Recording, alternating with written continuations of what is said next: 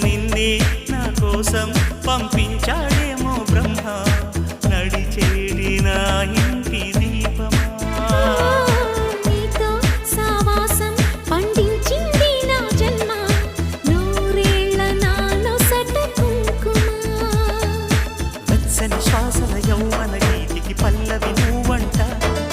పచ్చని ఆశల పువ్వుల తీగకి పందిరి నీ జంట మనవిగి కౌగిలి తన కోవెలని కొలువుండి పోవాలని చేరింది ప్రేమ